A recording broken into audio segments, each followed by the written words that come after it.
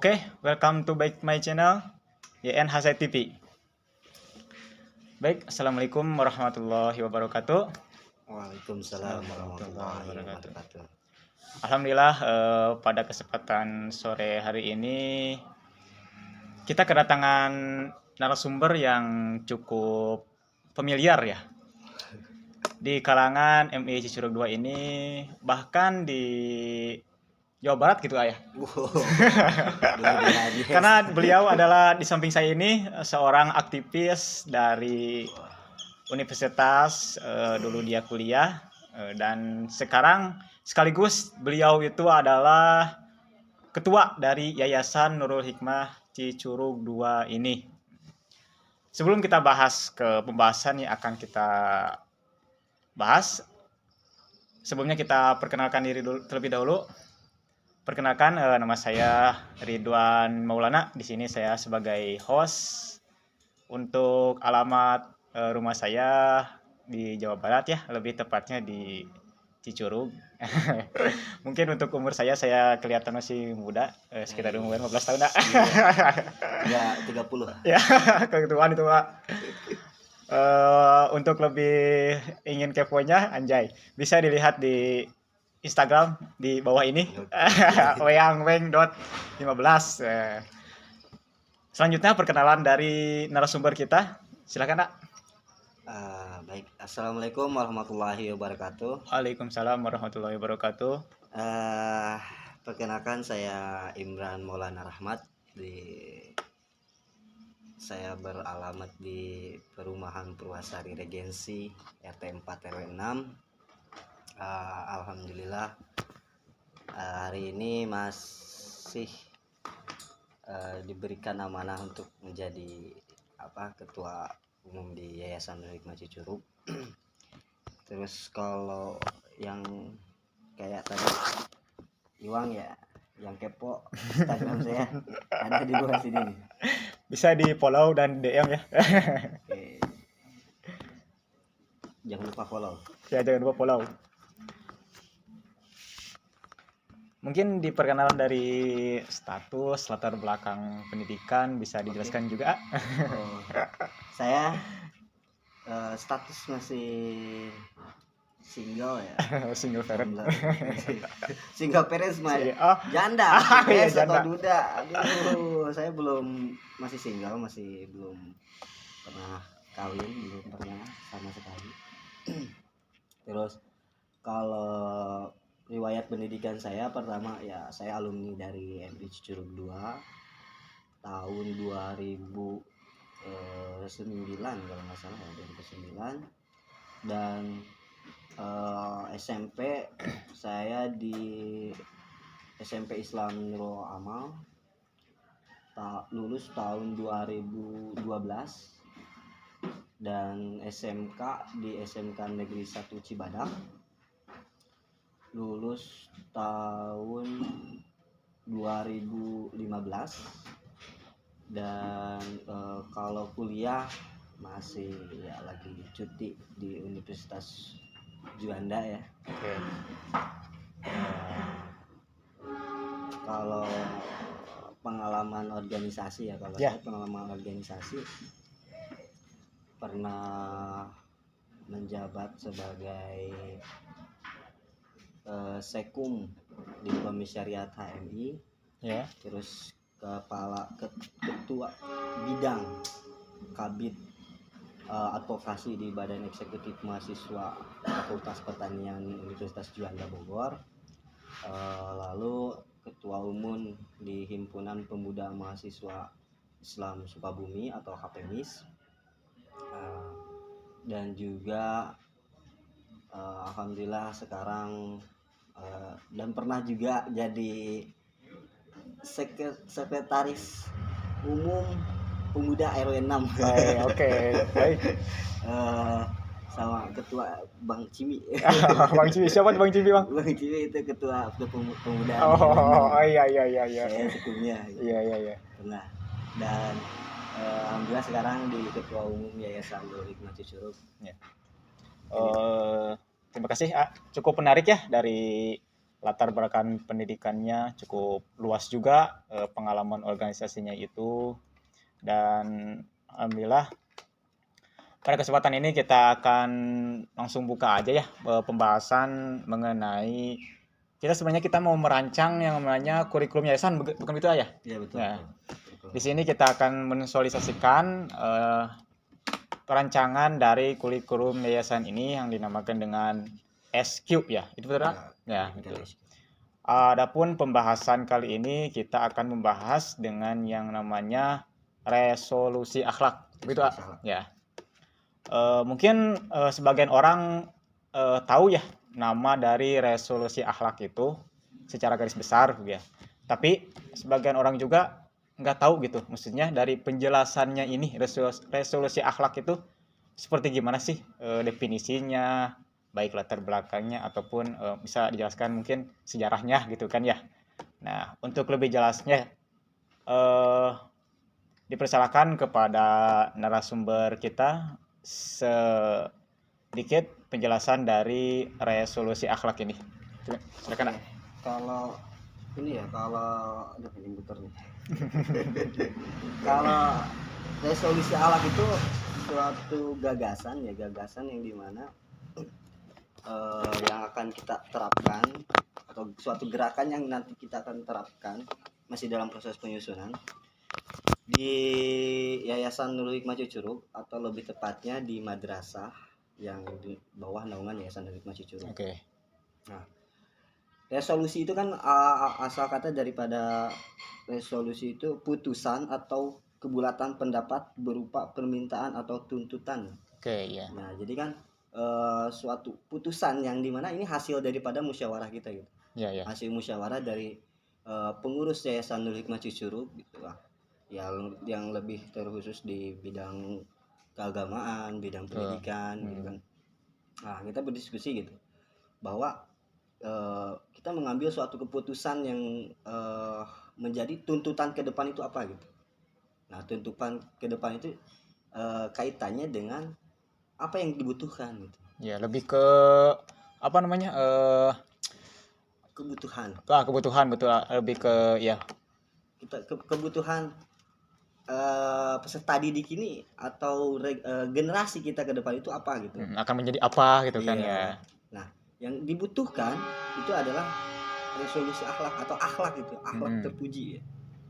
Nah, dengan gerakan One Day One Ayat ini, itu kan kita berpacu One Day One Ayat itu membaca Al-Quran ya gitu. Ya, betul. Al-Quran atau kitab suci umat Islam itu kan.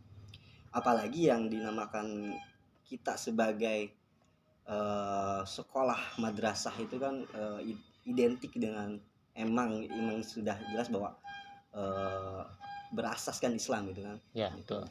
Nah, makanya apalagi kita tahu sendiri bahwa Al-Quran itu sebagai pedoman hidup. Nah, kalau kita menyadari bahwa Al-Quran itu sebagai pedoman hidup, maka kita harus jadi kalau akhlak itu, yang akhlak seperti apa itu ada di dalam Al-Quran gitu. Nah, jadi kita One Day One Ayat itu mengajak kepada peserta didik untuk membaca kembali. Ya. Apa sih yang diinginkan di dalam Al-Quran itu apa? Petunjuk yang ada di dalam Al-Quran itu apa? Jadi agar kita kedepannya itu tidak tersesat. Betul. Nah, melihat dari fenomena hari ini banyak yang kasus pemerkosaan, banyak yang kriminal, ada juga yang apalagi yang lagi viral LGBT ya benar. Itu kan kalau di Islam itu dilarang. Ya, gitu. Sangat dilarang itu ayah. Nah, sangat dilarang itu. Itu kan berhubungan dengan akhlak seseorang gitu. Makanya untuk mencegah hal-hal negatif seperti itu, mari kita perdalam lagi gitu. Kita baca lagi, kita kaji lagi itu apa yang ada di dalam Al-Quran atau petunjuk bagi umat Islam. Ya, oke.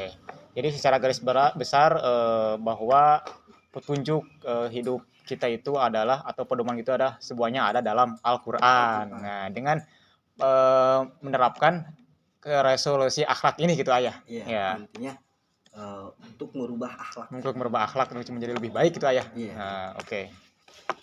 Terima kasih, cukup singkat juga dan jelas juga. Mungkin di sini juga saya ada beberapa pertanyaan Ya. mengenai dari resolusi akhlak ini.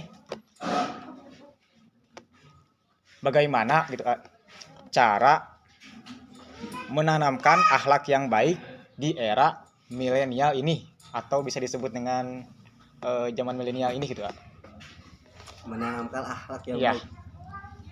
Ya, anak-anak zaman now seperti ini gitu ya. Oke, Ya. kalau misalkan kalau kita ya di wadah yang namanya wadah pendidikan yang bernuansa Islami gitu. Kalau kita mendidik akhlak kalau milenial hari ini, ya tadi sih intinya bagaimana caranya mungkin ya kita arahkan gitu, arahkan si anak ini ke arah-arah yang positif atau yang diajarkan oleh syariat Islam. Iya. Gitu. Jadi ya misalkan contohnya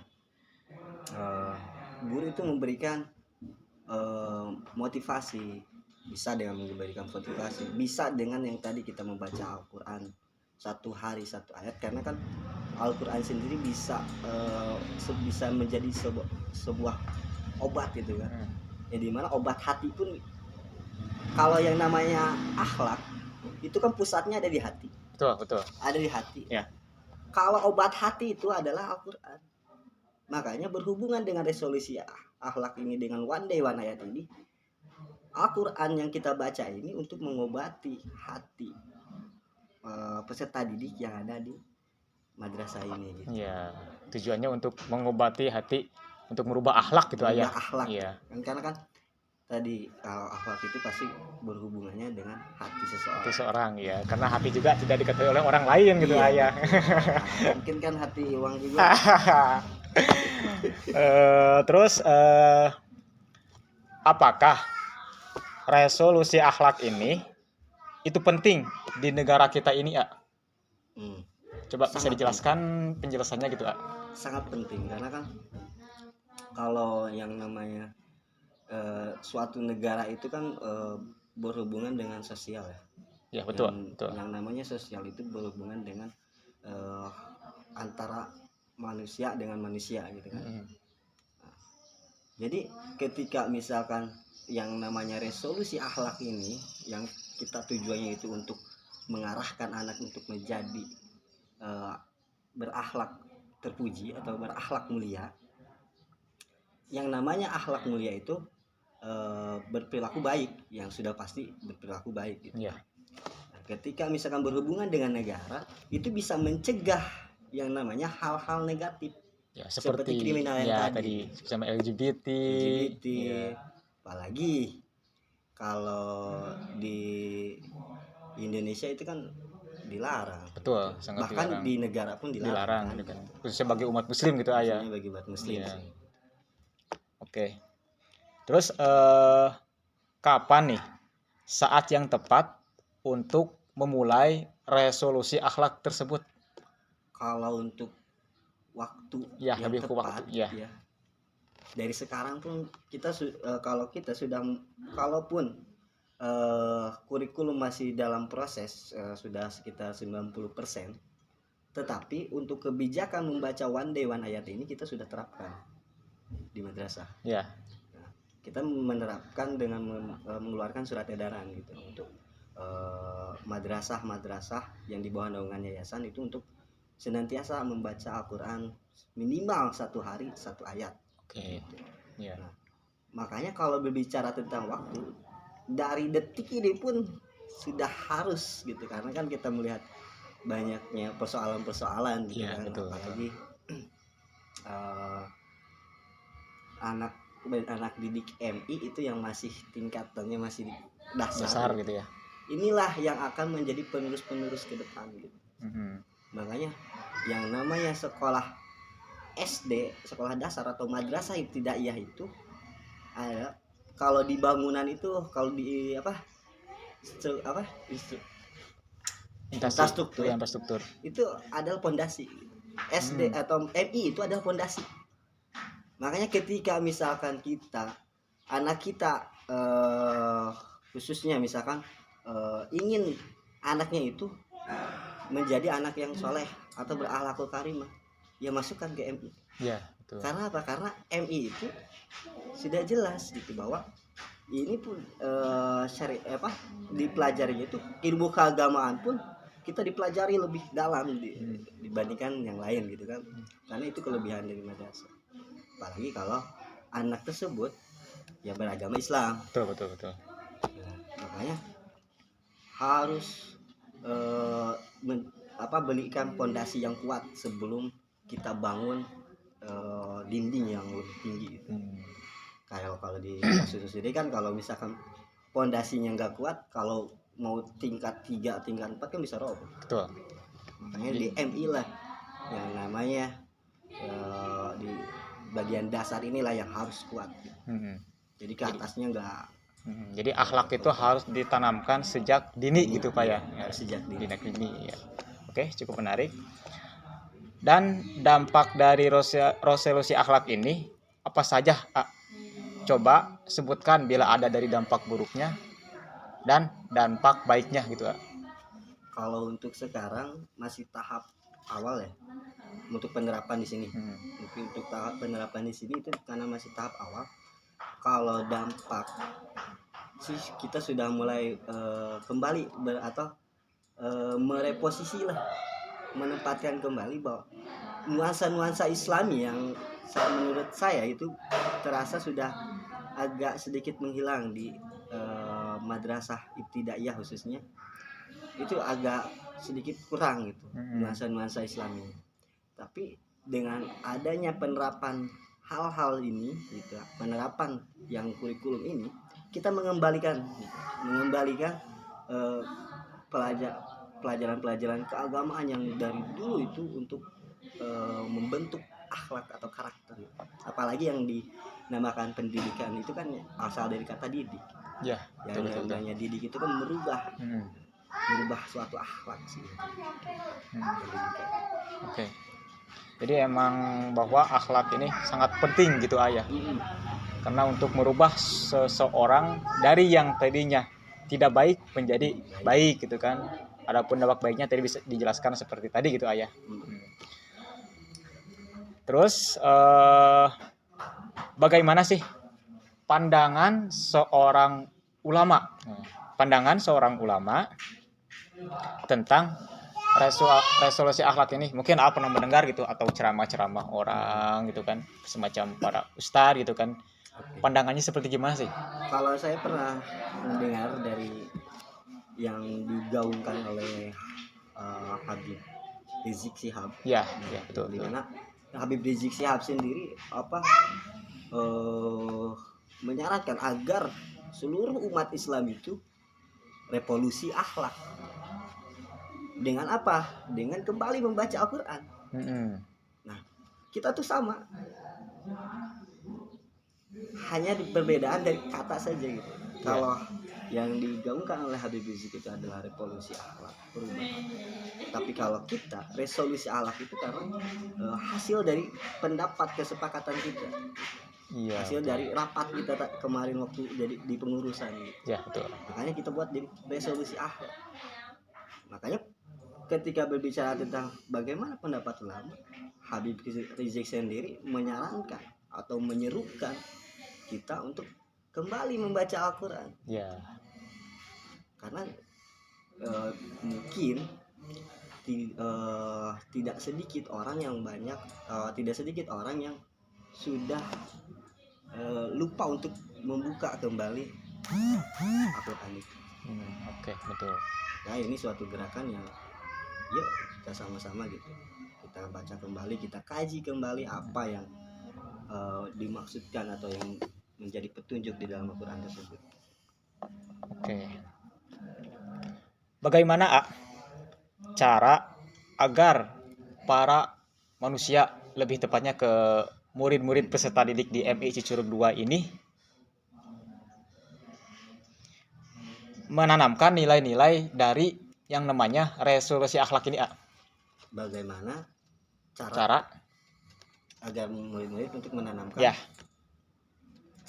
Caranya gitu. Kita dengan caranya ya mungkin ya, kalau mungkin dengan caranya sih yang kita tadi arahkan Ya. arahkan si anak ini ke hal-hal yang positif. Atau bagaimana caranya ya, kita lihat dulu ketika misalkan diarahkan ke hal yang positif itu, contohnya kita bisa memberikan ceramah, Ya.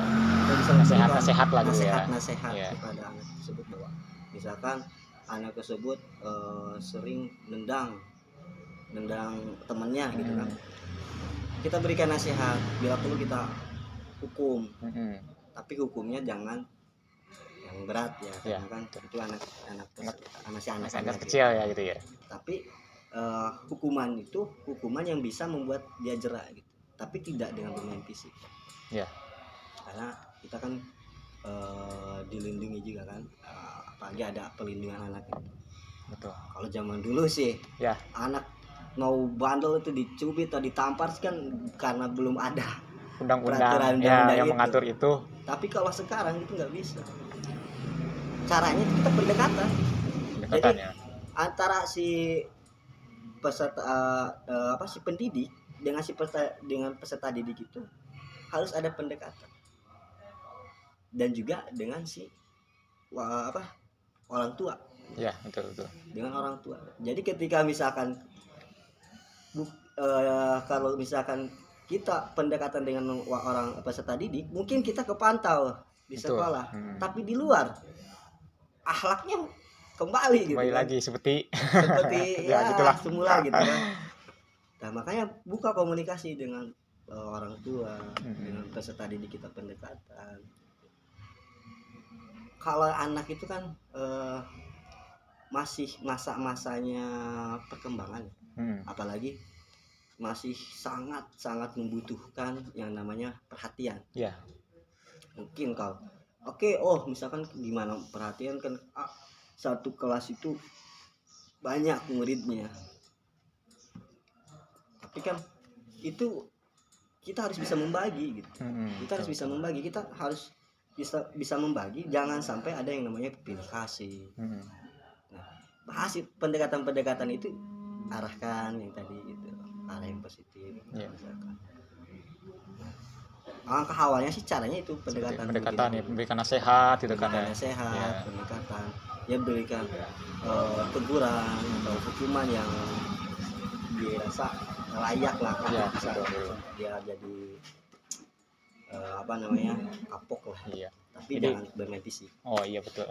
Jadi selain di lingkungan sekolah para guru mengajarkan akhlak ini, di rumah pun seorang orang tua itu sangat berperan penting gitu ayah, dalam merubah anaknya untuk menjadi lebih baik gitu ayah. Apalagi kan kalau waktu antara di sekolah dengan di rumah itu lebih panjang di rumah gitu, iya benar. Jadi peran orang tua itu emang sebenarnya lebih utama gitu ayah. Utama itu. Tapi si pendidik pun harus komunikasi. Jangan sampai lepas kontrol. Oke. Karena yang diharapkan bukan hanya baik di sekolah, tapi baik di luar. Karena nanti setelah besar pasti terjun ke sosial. Iya, betul. Baik, mungkin untuk tujuannya gitu, tujuan resolusi akhlak ini seperti apakah gitu ke depannya, baik itu untuk peserta didik maupun kalangan orang-orang luar di sana gitu. Tujuannya sih pertama tadi kita ingin menciptakan yang namanya akhlak peserta didik yang berakhlak mulia gitu. Ya. Yang tujuan utama itu. Karena yang namanya madrasah itu tidak terlepas daripada agama ya. Ya. Makanya dengan resolusi akhlak yang kita rumuskan di dalam bentuk kurikulum yayasan nanti itu sebenarnya untuk menyeimbangkan antara mata pelajaran yang ada di kurikulum 2013 dengan kurikulum di yayasan ini. Karena apa? Karena setelah kita kaji bersama dengan teman-teman bahwa di kurikulum 2013 itu 60% itu adalah spiritual atau akhlak. Mm-mm. Tetapi yang namanya pendidikan agama Islam, mata pelajaran pendidikan agama Islam yang ada di kurikulum 2013 itu hanya 4 jam dalam 1 minggu. Ya. Maka saya rasa kurang, apalagi kita yang identik dengan agama Islam gitu kan, Betul. madrasah. Ya. Sudah pasti kurang kalau 4 jam 1 minggu. Mm-mm. Makanya untuk menyeimbangkan itu kita buat kurikulum ini dengan mengambil sela-sela waktu sebelum pelajaran ataupun sesudah pelajaran ataupun 15 menit setelah berdoa. Ya. Ya membaca Al-Qur'an, kita mengadakan sholat duha. Itulah. Jadi kita arahkan ke yang hal-hal yang positif. Keagamaannya lebih baik gitu Agama. ya. Oke. Terus pencapaian yang diterapkannya gerakan resolusi akhlak ini seperti gimana gitu, Kak? Pencapaian yang diharapkan gerakan resolusi akhlak ini. Kalau bisa sih bisa menyeluruh ya, bisa menyeluruh. Karena kan yang namanya peserta didik yang umat Islam itu bukan hanya di MI Sisiro Iya, 2 doang. betul. Di SD negeri Di pun SD itu negeri pun banyak ya. Iya banyak. Hmm. Ya harapannya sih bisa setidaknya bukan meniru ya, tapi membuatlah suatu gerakan-gerakan yang seperti hal yang seperti ini gitu. Oh, inovasi baru gitu. Inovasi baru. Iya. Untuk apa? Untuk tadi gitu, untuk mengontrol yang namanya perilaku atau akhlak si peserta didik ini. Karena kan yang dibutuhkan oleh negara itu ada bukan hanya intelektual, tapi perilaku atau akhlak itu sangat dibutuhkan. Apalagi ya contohnya kejujuran. Iya. Terus ya apa ya, kasus-kasus kriminal itu kan bisa jadi terminimalisir ketika misalkan kita memfokuskan bentuk Jadi seperti itu. memang tujuannya itu untuk minimalisir ke kriminalisasi, iya gitu. Untuk menjadi orang yang lebih baik gitu Ayah. Iya. Oke. Kita kan sedang membangun yang namanya kurikulum nih Ani. Iya. Kita sedang memproses itu kan pembuatan kurikulum resolusi akhlak ini atau bisa disebut dengan SQ Ayah. Iya. Ya. Nah, untuk estimasinya itu kira-kira seberapa lamakah dalam pembuatan proses kurikulum baru yayasan ini ya? Oke. Mungkin ini bisa dicontoh juga ya buat pada sambaresra lain juga kan, pembuatan kurikulum tidak mendampingkan tidak mensandingkan yang namanya kurikulum pemerintah dengan ini, tapi ini apa namanya? Untuk menyeimbangkan. Nah, menyeimbangkan gitu ya. Jadi kalau untuk pembuatan kurikulum itu kan butuh waktu yang agak lama sih ya. Tapi ini juga udah beberapa minggu ya. Tapi sudah hampir selesai alhamdulillah. Yang menjadi kendala gitu kita ada anggota atau beberapa pengurus yang ada berhalangan gitu. Ya kesibukan lain luar gitu ya. Kita harus berpikir ekstra untuk kedepannya seperti untuk merumuskan ini gitu. Ya. Jadi kan kalau untuk berbicara lama ya insya Allah sih minggu depan pun kita sudah selesai atau rampung gitu. Berarti dari awal itu sekitar berapa hari kah, bulan kah atau gitu untuk mencapai minggu depan itu gitu? Bisa jadi sih 1 bulan. Oke, 1 bulan ya. Karena kan kita harus menyesuaikan dulu tingkat kemampuan antara dari kelas 1 sampai kelas 6 itu kan berbeda. Ya contoh misalkan kalau yang kita di One Day One Ayat itu kan nggak mungkin kita kelas 1 itu disuruh baca Al-Quran. Iya. Mana tahu dia huruf hijaiyah pun nggak tahu. Iya, betul. Makanya di penyusunan kurikulum ini kita fokuskan di kelas 1 itu kita fokus hijaiyah. Kalaupun dia sudah hafal hijaiyah, kita lebih lebih ditekankan lagi atau dipelajari lagi gitu tentang huruf-huruf hijaiyah gitu. Iya, betul. Jangan sampai loncat dulu ke juz amma apalagi kan gitu. Atau Quran apalagi. Ya fokus dulu, nanti kita tahapannya pembagiannya kelas 1 ini fokus hijaiyah. huruf-huruf. Kelas 2 kita fokus ke hijaiyah plus ada huruf hijaiyah sambung. Kelas 3 kita fokus ke huruf hijaiyah sambung dan tajwid. Misalkan tajwid dasar. Kelas 4 kita mulai masuk ke juz amma dan tajwidnya, makharijul hurufnya kan sudah jelas itu. Dan kalau kelas 5 itu kita tambahkan kita masuk ke Al-Qur'an, tajwid, dan ada tahfidz. Jadi kalau dulu tahfidz itu dari kelas 1 sampai kelas 6.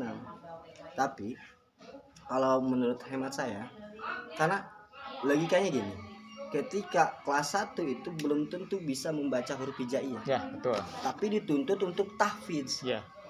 Bagaimana dia bisa membaca surat pendek misalkan ya, surat An-Nas, tapi dia sendiri nggak tahu tuh huruf hijaiyah. Iya, betul. Makanya itu ada, kalau menurut saya itu ada suatu kesalahan gitu.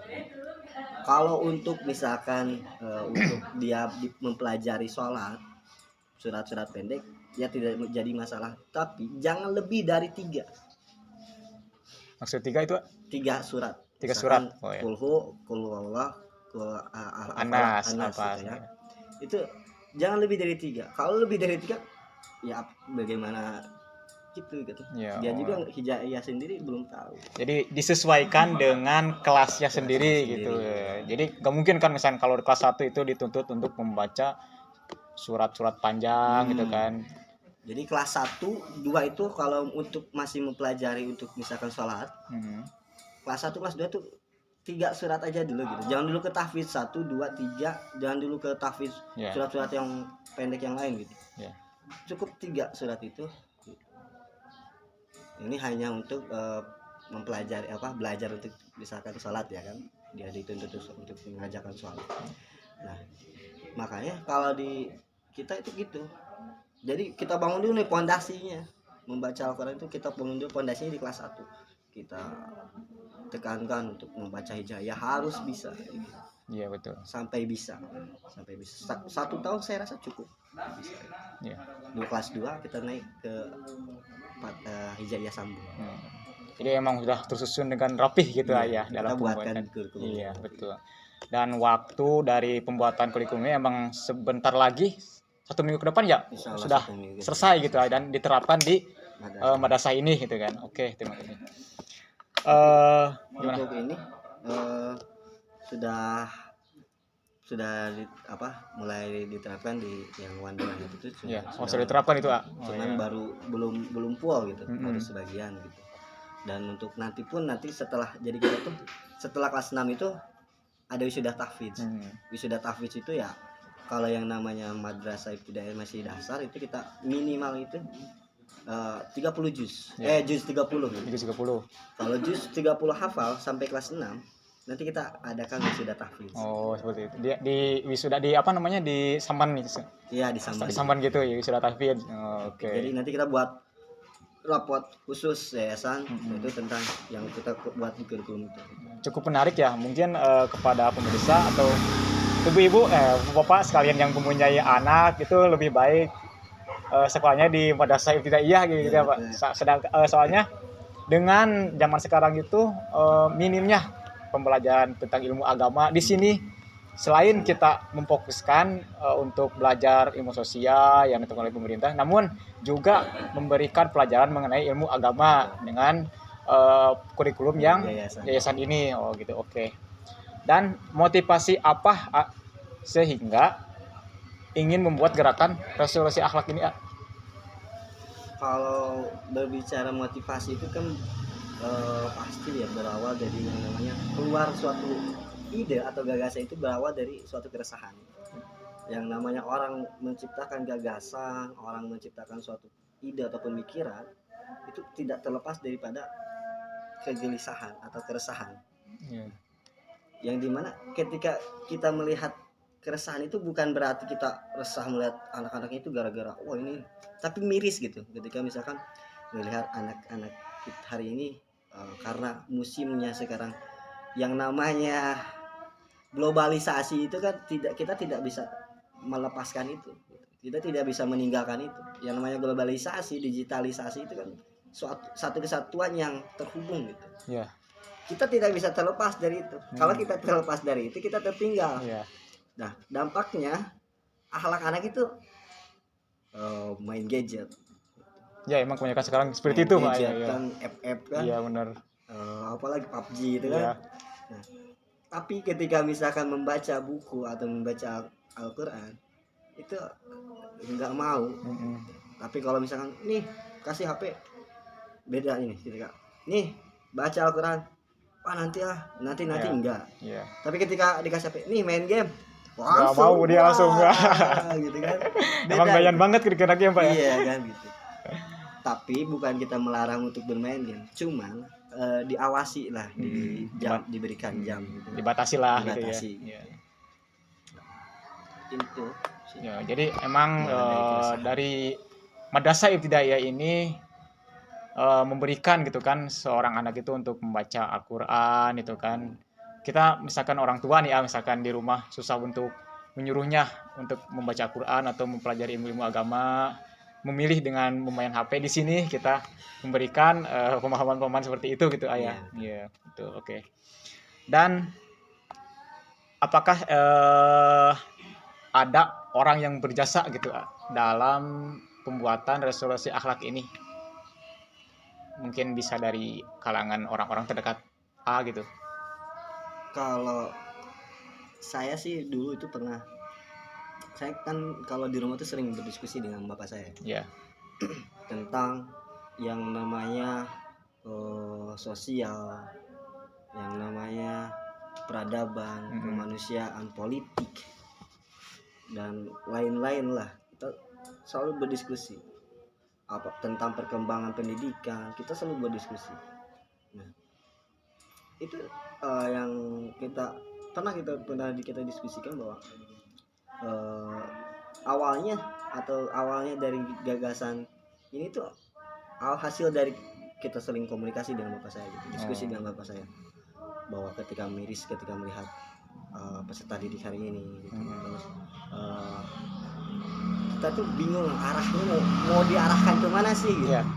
Mau diarahkan kemana, mau diarahkan ke digital atau ilmu pengetahuan. Kita tertinggal jauh. Betul. Dengan negara-negara barat. Bahkan saya pernah diskusi dengan pengamat pendidikannya, siapa ya namanya, lupa lagi, waktu di Zoom itu, bahwa mengatakan bahwa Indonesia dengan negara barat itu perbedaannya 30 tahun. Jadi kalau misalkan di negara barat itu hari ini negara barat, kita akan tercapai di 2032. Itu tentang pendidikan. Nah, kita pun menerapkan pendidikan SQ ini hasil dari baca buku juga. Hasil dari baca buku, saya pernah membaca buku yang namanya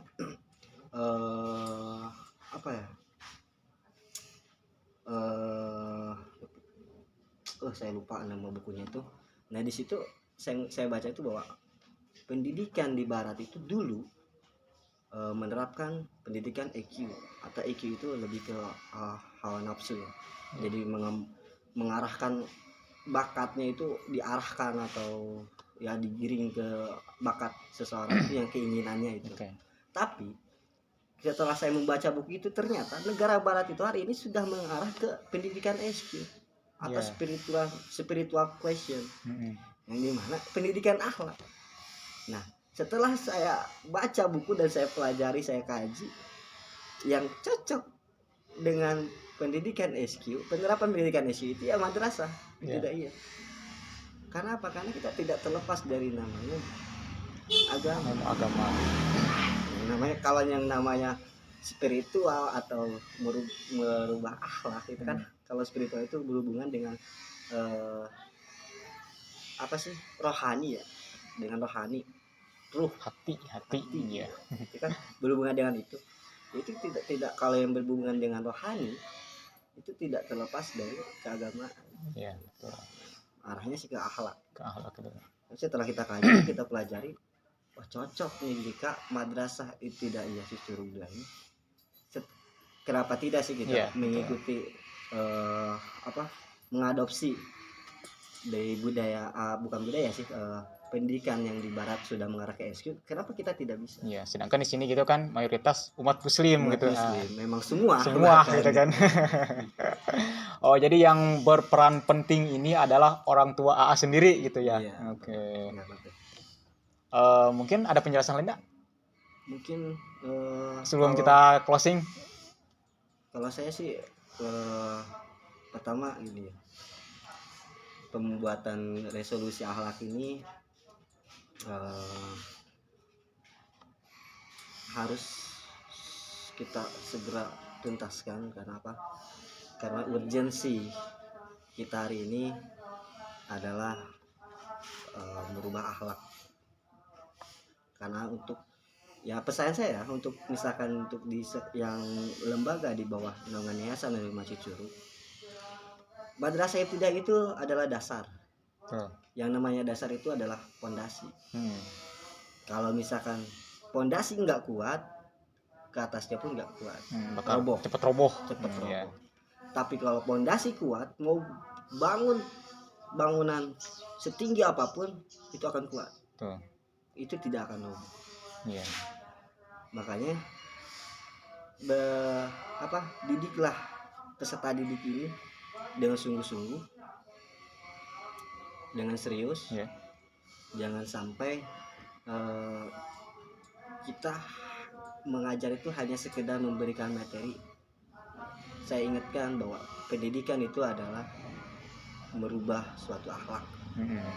Namanya yang berasal dari kata didik. Bikin itu. Dan juga kalau yang bagi orang tua, apalagi kan kita mau membuka pendaftaran ya gitu. Iya. Sudah Betul. mulai. Sudah mulai juga. pendaftaran Oh, ya, iya. gitu. Jika ingin anaknya Ya. menjadi anak soleh, ya masukkan ke MI Cicurug juga. Betul. Tapi kita tidak terlepas dari teknologi loh. Iya, betul. Kita sendiri kan menggunakan sistem absensi kartu. Oh, sudah kartu itu. Setelah didik, kita menggunakan sistem absensi Seperti kartu. gimana itu mekanismenya itu? Jadi anak itu dari rumah itu menggunakan membawa ID card. ID card. Nah, ID card ini digantung, misalkan suka digantung nih Ya, sini. semacam orang kantoran lah gitu. Iya, kayak orang kantoran, kompres ini gitu kan. Nah, sampai masuk ke sekolah langsung dia absen di sebelah sana. Tek, absen langsung Iya. masuk kelas. Oh, emang sudah modern gitu di sini juga ya. Jadi bukan hanya kita fokus ke agama juga, tapi teknologi kita kembangkan. Ya, ditekankan, dipelajari juga. Pelajari gitu. Oke. Kita dikembangkan, kita pelajari. Selain itu pun dari segi model pakaian pun kita modis. Iya, stylish. Lah. Kita lihat madrasah ibtidaiyah. Salah satu madrasah ibtidaiyah di Cicurug yang pertama menggunakan rompi rajut itu kita. Gitu kan, kita. Dan itu pun banyak yang ingin meniru atau banyak yang suka. Iya. Gitu kan. Bagus juga ya gitu. Nah, itu kita tidak terlepas dari inovasi-inovasi gitu. Bukan hanya, jadi kita kayak saya bilang tadi, seimbang antara teknologi, ilmu pengetahuan dan keagamaan itu kita seimbang. Yang jangan itu ilmu pengetahuan dan keagamaan itu berbanding jauh. Iya, betul. Kita harus seimbang. Bagaimanapun kita harus seimbang. Dan bahkan bila perlu 60%, 40%. Iya. Oke. Cukup, Pak? Cukup sih. Oke. Setelah panjang lebar, mungkin sudah jelas ya dari penjelasan dari pertanyaan-pertanyaan tadi yang saya tanyakan dan dijawab oleh ketua yayasan langsung gitu ya. Sudah ya cukup jelas juga untuk dipahami gitu ya. Harusnya di sini departemen pendidikan ada pendidikan ya, mungkin sibuk sedang ya. berhalangan gitu ya. Mungkin nanti kita Sibuk. bisa undang kembali Ya, gitu ya, bisa departemen undang pendidikan. tuh. Ya, oke. Biar kan ini tugasnya dia. Iya, gitu kan. betul. Kalau saya hanya stimulus lah, Ya. stimulus bahwa ini loh gitu, gerakan-gerakan kita itu ini. Nanti yang lebih jelasnya kita tanya. Kita undang lagi departemen pendidikan itu ya, oke. Departemen pendidikan yayasan ya, Ya. bukan dinas. Yayasan. Oh iya, Yayasan. udah langsung dari sini gitu ya. Iya, karena kan kita juga pengurus Yayasan Hikmah Cicurug gitu ada di bidang departemen pendidikannya gitu. Dia yang khusus menangani tentang pendidikan yang ada di bawah naungan Yayasan Universitas Oke. Curug. Nanti dia kita undang. Oke, siap. Ditunggu. Pokoknya nanti ada hal-hal yang menarik lah untuk podcast kedepannya gitu. Sama Kemenag. Kemenag. Apa? Oh, ada lagi itu. Agama, Oh agama. iya benar. Jadi lebih mempadukan gitu. Ada pendidikan dan keagamaan Iya, gitu. betul. Oke. Kita jadi di pengurus yayasan itu, jadi kalau ada aja lah ya. Ya. Di pengurus yayasan itu kita buat struktur pengurus yang kita sesuaikan dengan kebutuhan. Ya. Yang sesuaikan dengan kebutuhan dan kita sesuaikan dengan visi misi kita. Nah, itu tadi ada kependidikan, ada keagamaan, itu kan penting gitu. Iya Ada betul. infokom kan? Iya betul. Emang sudah terstruktur dengan rapih gitu Iya. ya dalam yayasan ini gitu kan. Oke. Oke, terima kasih kepada saudara AA Imran Maulana selaku ketua dari Yayasan MII Curug 2 ini yang telah menyampaikan. Yayasan Nurul Hikmah Cicurug. Oh iya, Yayasan Nurul Hikmah Cicurug ya, yang telah menyampaikan tentang resolusi akhlak yang begitu singkat, padat dan jelas. Ya. Terima kasih A Oke, sudah mau berkomunikasi atau memberi sosialisasi kepada kita semua. Jangan lupa untuk para penonton bisa di subscribe subscribe ya. Subscribe guys. Ya. Nama channelnya apa itu bisa disebutkan? YNHC TV ya. YNHC. Di situ ada nanti podcast seru, selain dari sosialisasi gitu juga ada hiburan gitu Ada ayah. hiburan, ada sejarah, Ada sejarah gitu. ada tampilan-tampilan peserta didik. Hmm. Orang tuanya kalau mau nonton anaknya penampilan-penampilan ketika misalkan perlombaan apa, Ya. itu pasti kita posting Iya, di itu di YouTube ini. Tonton terus, pantangin terus channel kita. Jangan lupa subscribe dan aktifkan lonceng notifikasinya. Cukup sekian yang kita sampaikan. Bila ada kesalahan kata, mohon maaf. Wabillahi taufiq wal hidayah. Wassalamualaikum warahmatullahi wabarakatuh.